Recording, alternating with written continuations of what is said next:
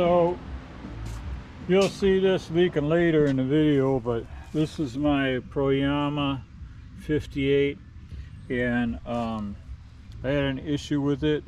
When you turn it on its side to fill up the gas tank, it leaked gas. I'll have that in the video later. And you could have bought a 2-year extended warranty with it when you purchased it at Amazon for, I don't remember what it was, but anyway, I bought this 3 years ago this month. And I got a hold of Proyama, and to their credit, they sold me, and I'm guessing it's pretty close to cost, a 68 cc machine. I just switched the blade. They didn't, you know, just sent the unit, and I paid for it. They shipped it to me. I thought that was pretty decent of them, because it's a one-piece magnesium housing that everything bolts to, and that's apparently what the issue is the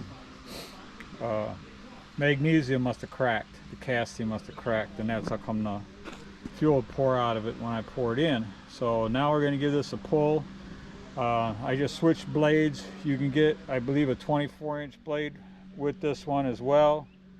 And then that cripple, I don't know what I'm going to do with it yet. So let me see if I can set this up to where you can see it fire up. Now, yeah, I'm going to need both hands. So let's see if I can do this, folks.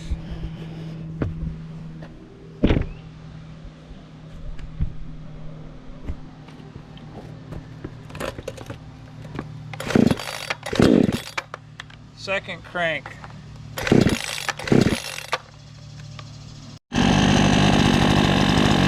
this one starts up no problem.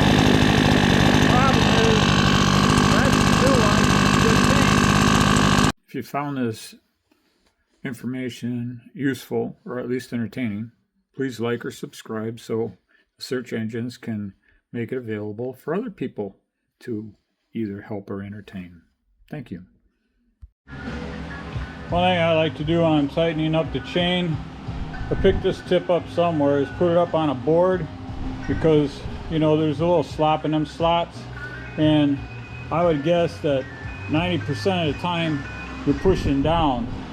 So if you adjust it and the bar is hanging down, nothing underneath it, you tighten this up, as soon as you make a couple cuts, the chain's loose.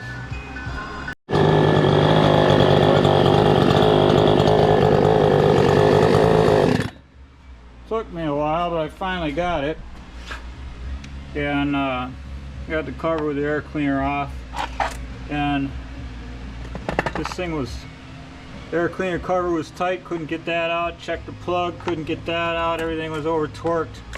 And then here's your low and your high throttle settings, and the last saw I had, those are screwed up on it. So that's the first place I went. I first set the idle up. That's the idle screw right there.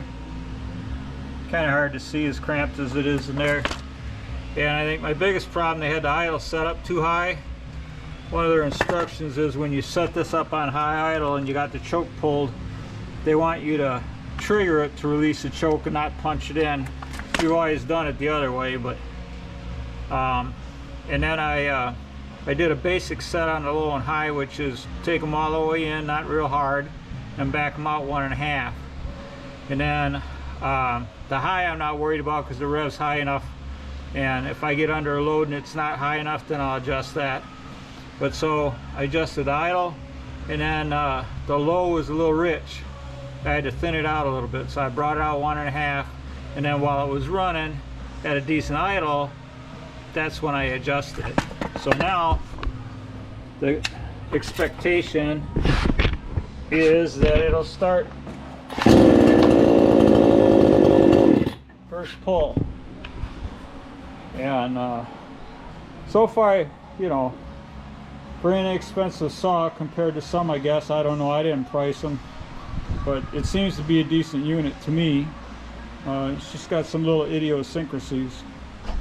Now, I did try to put a different bar on the old saw, because I thought I got 2 bars with this saw when I bought it. And this is an Oregon, which you might think is kind of interchangeable, but it didn't go on the other one, so I guess I only have 1 blade. I thought I had 2. This is here's an old 18-inch Craftsman, which has given me grief, but I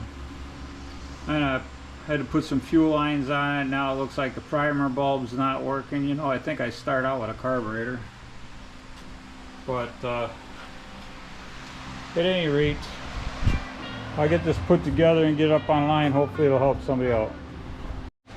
Oh, and if you get a Proyama saw, that's the case that they give you for it. A canvas case. And every chainsaw I have ever owned likes to dump the bar oil out. That's how come I have a hard case with a nice rag in the bottom of it to absorb all that fluid. So you could probably use this for tennis rackets or something, maybe fishing poles. I don't think I'd use it for a chainsaw though.